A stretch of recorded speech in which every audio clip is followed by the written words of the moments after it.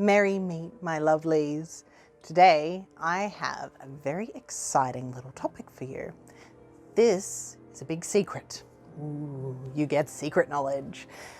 And this is something that I find a lot of authors seem to neglect, and I am so thankful for a particular company that is not sponsoring this video. One day they might, but for now I am just happy to tell you how wonderful their process is when it comes to character creation.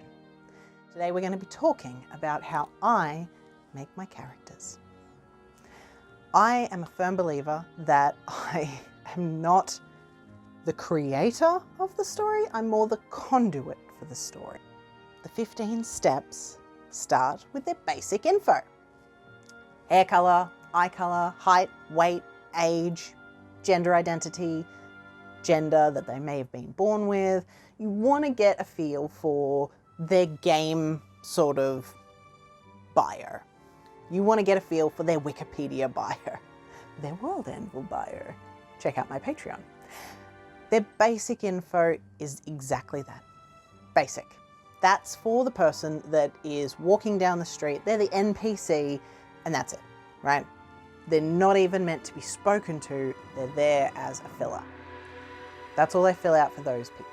But after that, we start getting into the more finer points. So my side characters normally get this treatment. They'll get basic info, and then I'll move on to their character details, which can include things like their star sign, where they were born, not just their appearance, like the superficial elements of their appearance, but also why they might have these things going on.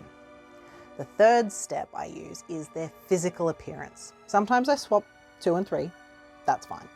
The third step being the physical appearance is really important because you don't want to just come into the story and be like, he had black hair and piercing blue eyes. He was rather lanky and wore long black slacks with a white button-up shirt with pretty silver cuffs in the ends.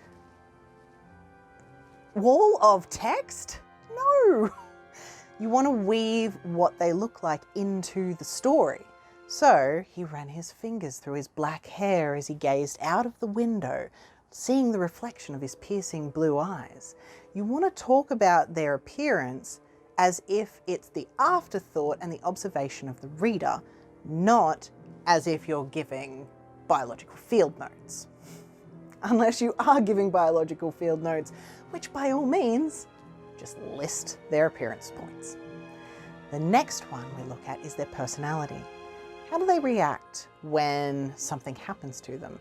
What's their catchphrase? What words do they overuse? What are they really not inclined to do? And what are they more inclined to do? Now, for all of these points in greater detail, I'm not going to go into them here today. All of these points you can find on the Novel Factory website. If you join their email list, they will send you this. And it is an amazing tool. I absolutely love it. All right. After you have a look at their personality, what makes them tick? What do they aim for? What are their goals? What do they crave? What are they willing to do to get that? What are they frightened of? That's when you want to look into their friends and their family. Who are they friends with? Who are they enemies with? Who are their family members and how do they feel about those family members? Feeling is what we're after, right? This could be just something as simple as they love their sister, but they're their sister and there's only so much that love will go. That sort of thing. Or they have their father, but they've got an estranged relationship with them. Perhaps they have cousins that they feel are more like siblings. Perhaps they chose their family entirely. So have a look at their family tree. Have a look at their distant relations. Are they still in contact with them? Have a look at why they are friends with people and how they had access to them. For instance, why would they be friends with the baker if they are a supremely upper-classed gentleman who never does his own shopping? How do they even know the baker? Find those ways of interweaving the story because it makes them real. There are people who are friends with the people in their community, and they've had some of the craziest ways of meeting and becoming friends in the first place. And it's so much fun to play with. Relationships are one of my favorite things to play with and to mess around with and find all these little quirky bits and pieces as we go through the stories. Step number 6 is looking at the past and the future of your characters. Now, the past is all about what they did when they were growing up as a child. What was their upbringing like? How did they react to certain things? Who was in their past? Then you look at the future, where it's what they want out of the future. And it can even be things that are a bit prophetic, like where are they going to die? Are they ever going to get married? What's in your mind for their future? Now, their future is not for your audience to know. Don't tell them what their future is. I don't know, maybe it's just me, because I do psychic witchy stuff. But I don't ever believe that the future is set in stone. There might be key points that you can't ever avoid. Whacking my other microphone. There might be key parts that you are always going to be drawn to. They're like little nodes in the future, but they are very rare. So to say that anything is destined for your character means that there's a lack of free will, which means there's a lack of choice, which means there's a lack of conflict. I don't know. That's my personal opinion. I do not like it when someone is like, your future is to destroy the king, that sort of thing. I like it when it's hinted and then the characters get to try and decide whether or not they want that to be their future. It's kind of cool though when they resist it as much as humanly or characterly possible. We're not all doing humans here. But they resist it as much as possible and it still happens, even though everything they did. And then you start wondering, oh, if they hadn't resisted, was it going to happen in the first place? That one's all right. But if it's like, you are destined to slay the dragon, and then they go and they slay the dragon and they're like, I was destined to do it. It's kind of a bit of a cop-out. I don't know. That's just me. My personal opinion. You can disagree with me if you like. And that's what makes a story. Conflict. So after number 6, we have, oh my gosh, number 7. We're talking about love. We're talking about what they love. We're talking about all the things that make them giddy and giggly and bubbly inside, even if they don't express it. And that's the key thing. They may not express love like you do. They may not express love like everyone else does. They might be, if you look at the 5 languages of love, you can sort of nail down where they're coming from and how they appreciate things. And people give and receive love differently. Someone may give love as acts of service, but what they want to receive is quality time or physical touch. So have a look at the 5 languages of love and see if that helps hone down what they appreciate. Also with love, you start looking at the little naughty bits as well, like how do they do the deed?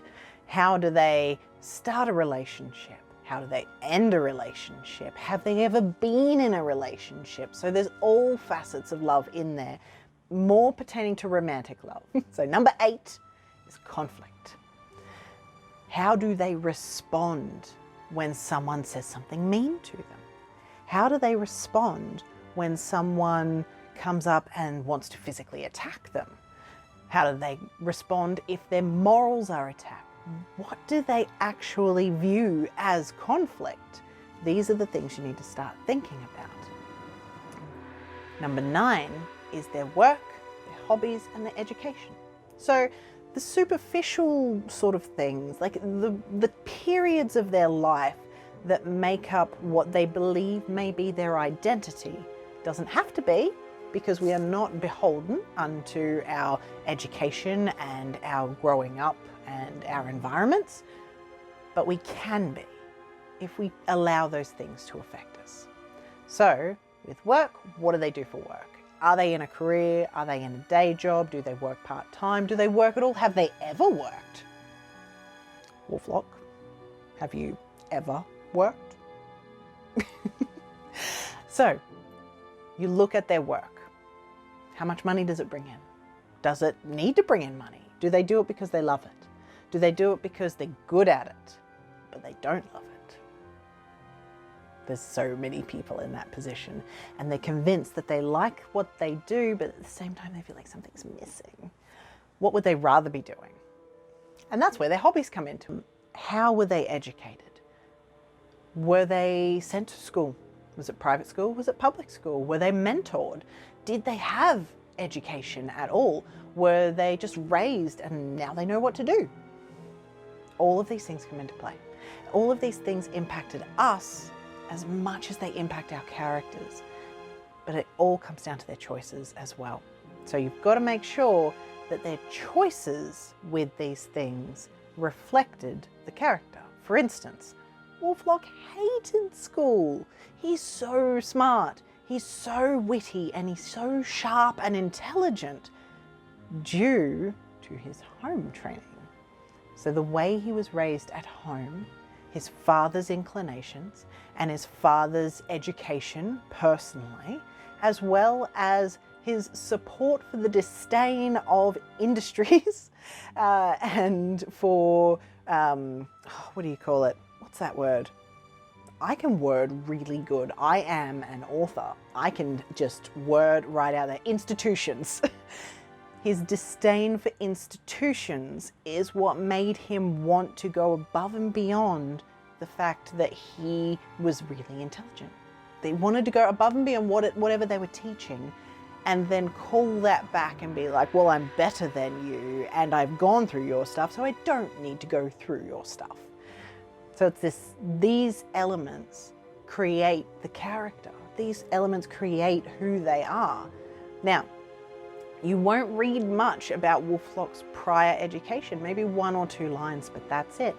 And it gives your audience something to sort of glean in the background. They get to think about what happened and how and why these things are still occurring. Why this character is allowing this previous education to impact the current life. These are all really exciting. I love these things. After we have number 9, obviously there's number 10, which is their favorite things. These are a few of my favorite things. What are their favorite possessions? What are their favorite foods? It's like you're filling out a Tinder profile. I have not done that in years. Plenty of fish, Tinder, whatever's on there. You get that Facebook questionnaire and it's like, what's your favorite color? What's your favorite food? What's your favorite place? Where's your favorite holiday? If you get to holiday, who's your favorite author?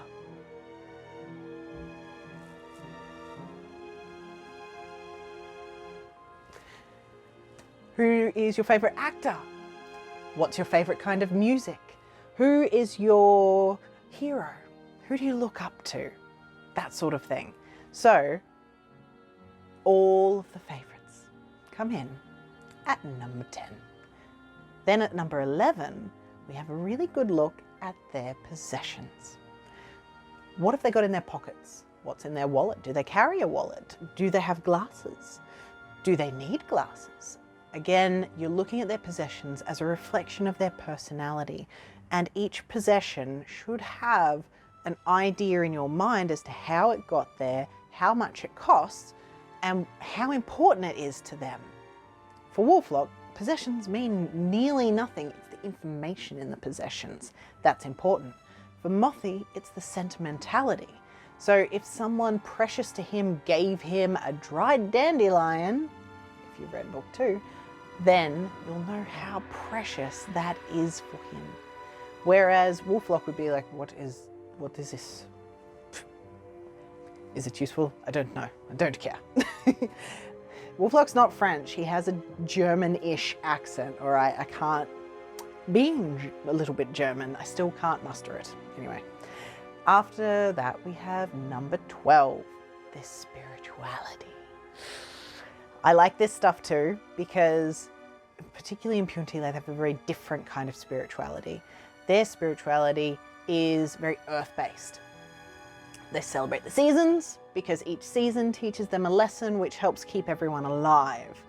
But they also have local gods and bigger gods that imbue the energies of everything. So you've got the god of love, or the god of the ocean, the god of the directions, that sort of thing.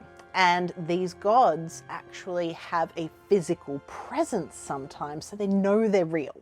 There's only one god that doesn't have a physical presence. And that god you'll have to read about in book 3 and 4. So look at their spirituality. How do they respond to these things? What do they believe happens after they die? Who do they look up to when it comes to matters of the spirit? Because when it comes down to it, when we are faced with things like death or birth, or when we're faced with crises, we tend to lean into the ethereal just as human nature, because we need to feel something is looking after us. We need to feel a level of control to make sure that we can stay sane and keep going through the crises until it's over. But also it brings us a sense of comfort and to release that necessity to control every tiny little aspect of your life. It's actually really nice to be like, nah, universe has got me. I'm all good. Or, Christians, nah, God's got me. I'm all good. So have a think about those things as well. How do they respond in those situations? And what kind of spirituality do they exhibit? And what do they believe in? Because those are two different things. One person might be very spiritual and very religious and have all the ceremonies and have all of the items that they need and, study their scriptures every single day. And someone else might be just as devout, but they don't express it outwardly. And why? Why don't they do it? Or why do they do it? Why do they think that's okay? I love these things. I love these things. That's so much fun to look at. All right, number 13 is their values, their morals. What won't they do? What line won't they cross? What do they expect the rest of the world to stand up to? So if it's like you believe that the truth is imperative, everyone must tell the truth, and you enforce that on others. But what if they come up against someone who never tells the truth? And who doesn't believe anyone tells the truth and never expects them to? Think about these conflicts. Oh, it's so good. It's so juicy. Their values are so important. Where did those values come from? Who taught them what they are learning? Who taught them why that's okay? Because some people might have the value of, no, everyone's equal, just flat, does not matter. Color, size, shape, capabilities, sex, nothing. Everyone, 100% equal at all times. Maybe the only differentiating factor is experience. Other people might be like, no, women should be in the kitchen and women should wear dresses and have long hair. Oh, shit. Sorry. I don't believe that. Oh. Other people might believe that you only ever have one partner in your life and they must remain 100% monogamous with that one partner your entire life, never leave them. Other people might think people come and go like seasons do, and that's okay too. And security and love is something that you build over time with trust, and it's all right if it doesn't work out, you just keep moving on, that sort of stuff. What are their values? What do they value?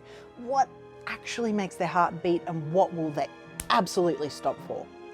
Like injustice. All right, number 14, second last one, their daily life.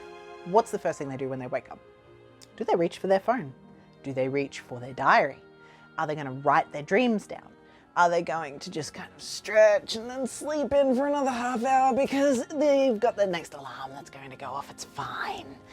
Are they going to jump out of bed and go for a run straight away? Are they already in their running gear and they just have to put their shoes on? What does their daily life look like? Run through a day in the life of your character. Just a normal, average day, as if there was no conflict on that one day. Not their ideal day, that's different. What's their daily life look like? And what do they have trouble with? What do they struggle with? What do they thrive with? And what are they really looking forward to each day? And finally, we have miscellaneous. Miscellaneous is about random things that you just kind of want to know. So one of my favorite ones on here, what's their middle name? All right. And why? Who gave them that middle name? Why did they do this? If they had to call one person for help, who would that be? What are they going to dress up for in Halloween or Samhain? I really like this one. What is their perception of redemption? How can someone be forgiven in their eyes? What fairy tale was their favourite? What fairy tale do they hate? Do they excel at a sport? Nice and easy.